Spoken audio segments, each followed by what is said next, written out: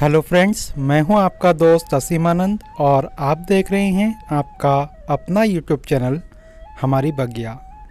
दोस्तों, आज मैं फिर से एक अपने किचन गार्डन का वीडियो आपके लिए लेकर के आया हूं और आप लोगों में से बहुत सारे दोस्तों ने ये सवाल पूछा था कि किस तरह के कंटेनर में हम किचन गार्डन को बना सकते हैं और इसके अलावा कौन कौन से पौधे लगा सकते हैं, किस तरह की मिट्टी बनानी है, कौन से खाद का यूज़ करना है और कौन सी दवाई का यूज़ करना है। तो आज सारे सवालों के जवाब मैं आपको दूंगा और साथ ही अपने किचन गार्डन में जो उग रही हैं बैगन या जो दूसरी सब्जियां हैं तो उन सबको भी दिखाता हुआ चलूँगा। दोस्तों, सबसे पहले इन बैगनों को देखिए कि कितने ताज़े ताज़े और सुंदर लग रही हैं ये बैगन हमारे किचन गार्डन में और बिल्कुल खाने के लिए तैयार है। कुछ हो रही है, कुछ बिल्कुल तैयार है और आज ही जो है मुझे इसको निकालना पड़ेगा, क्योंकि अगर ज़्यादा लेट में हम निकालते हैं तो फिर उसका जो स्वाद है वो बिगड़ जाता है और फिर जो बैगन है वो भी कम होती हैं। इसलिए जो टाइम है फसल को निकालने का, किसी भी फल को तोड़ने का, तो अपने टाइम से तोड़ना सही रहता है। दोस्तों, चाहे बैगन की बात करें या कोई भी फसल हो, कोई भी फल फ्रूट या फूल के पौधे हों, सभी की सबसे पहली ज़रूरत है उसकी सफाई। सफाई यानी कि जो पेड़ पौधा है आपके बिल्कुल साफ़ सुथरे रहने चाहिए।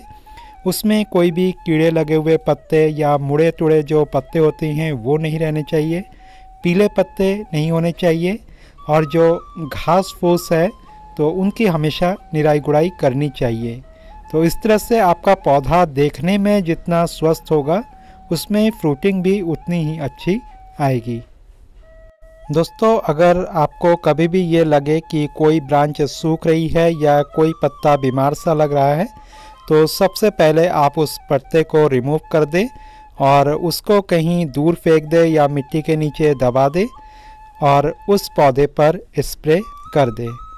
और स्प्रे जो है इमिडाक्लोप्रिड नाम की जो दवाई होती है उसका आप कर सकते हैं, या तो जो भी नीम ऑयल है उसका स्प्रे आप कर सकते हैं। और नीम ऑयल का या जो भी रासायनिक पेस्टिसाइड अगर आप लेते हैं तो हर 15 दिन में आप स्प्रे करें। दोस्तों, अब बात करते हैं कंटेनर की कि सब्जियों के लिए किस तरह के कंटेनर चाहिए। दोस्तों, सब्जियां कई तरह की होती है। कुछ जो है पौधे बड़े होते हैं, जैसे बैगन के पौधे हो गए, या कुछ बेलदार पौधे भी होते हैं, मिर्च के पौधे हो सकते हैं।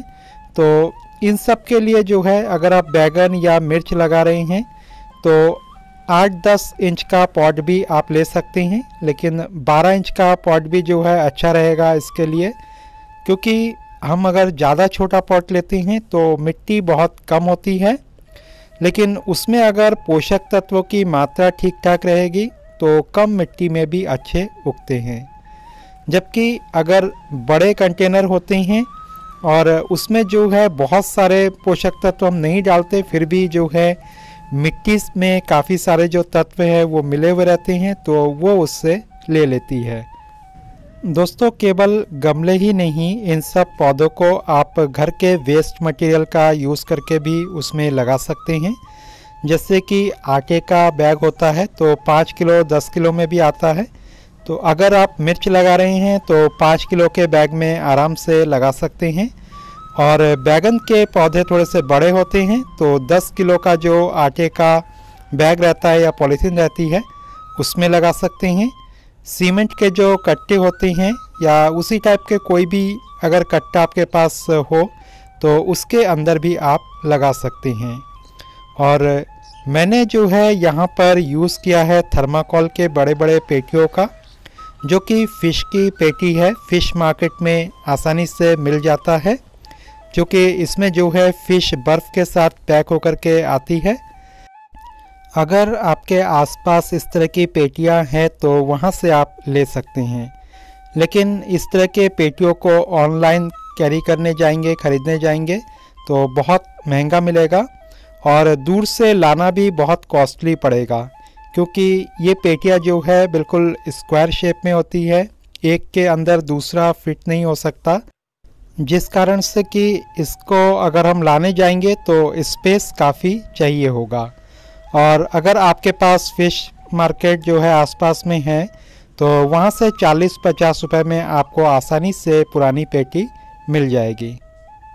दोस्तों, अगर आप बेलदार पौधे लगा रहे हैं तो वो भी इस तरह की पेटी में लगा सकते हैं या जो बड़े कट्टे होते हैं उसमें लगा सकते हैं।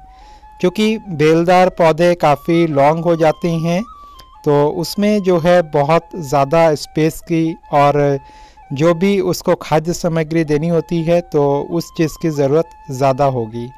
इसलिए कभी भी बेलदार पौधों को छोटे जगह पर ना लगाएं या छोटे गमले में ना लगाएं।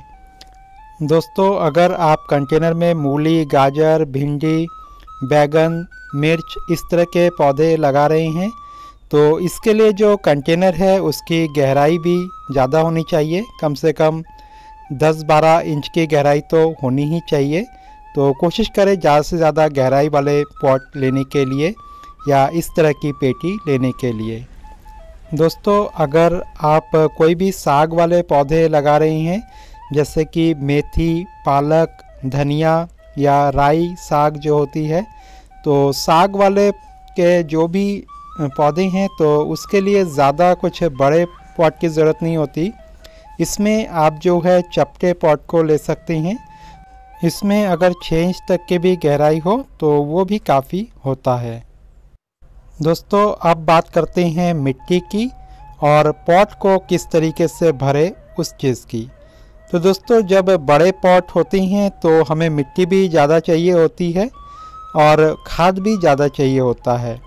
तो अगर आप शुरू कर रहे हैं लगाना, तुरंत से लगाना चाहते हैं तो ऐसे में तो आपको 50% जो गार्डन सॉइल है वो लेना होगा, 30% गोबर की खाद या वर्मी कंपोस्ट और 20% रेत या तो जो धान के भूसी होती है जिसको हम राइस हस्क कहते हैं उसको आप ले सकते हैं। दोस्तों, बड़े कंटेनर को भरने का सबसे आसान तरीका है कि सबसे पहले जो भी आपके किचन वेस्ट हैं और जो पत्ते वगैरह गार्डन के सड़े गले होते हैं तो सबको आप कंटेनर में डालते रहें और थोड़ा थोड़ा मिट्टी की लेयर उसके ऊपर डाल दें।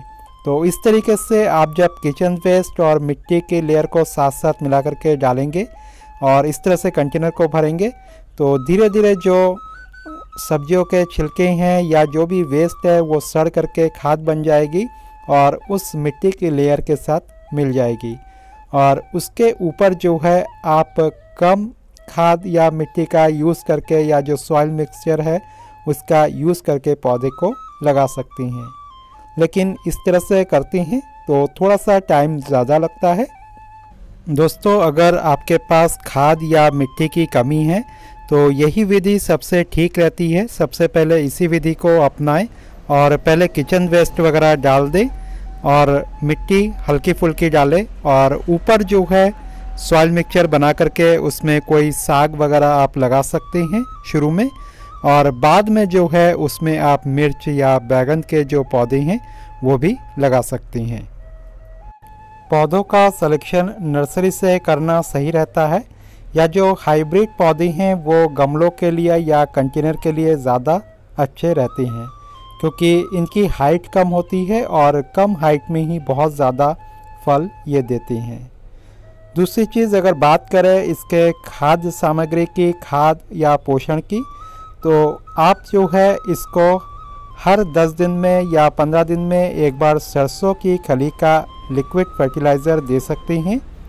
इसके अलावा हर 15 दिन में आप केले के छिलकों का लिक्विड फर्टिलाइज़र बना करके दे सकते हैं।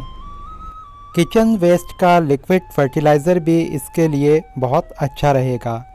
इसके अलावा प्याज के छिलकों का लिक्विड फर्टिलाइज़र बना सकते हैं और इसके अलावा जो उपले होते हैं उसके भी आप लिक्विड फर्टिलाइज़र बना करके उसका यूज़ इसमें कर सकते हैं। दोस्तों, अधिकतर पौधों में जब उसके फ्रूटिंग का समय होता है तो ऐसे में उसको जो है पोटाश की ज़्यादा ज़रूरत होती है और जो भी पोटेशियम पदार्थ है तो उस तरह के लिक्विड की या उस तरह के खाद की ज़रूरत होती है। तो या तो आप 0050 जो उसमें की पोटाश होता है तो उसका स्प्रे आप अपने पौधों में भी इसके लिए कर सकते हैं, या जो केले के छिलके का लिक्विड फर्टिलाइज़र है उसका यूज़ कर सकते हैं। पौधे की ग्रोथ अगर नहीं हो रही है तो ऐसे में अगर रासायनिक खाद का आप यूज़ करना चाह रहे हैं तो DAP के जो दाने हैं 15-20 दाने आप पौधे के चारों ओर दे सकते हैं, लेकिन पॉट बड़ा हो तभी आप दें। नए पौधे में कभी भी इस तरह के रासायनिक खाद का यूज़ ना करें।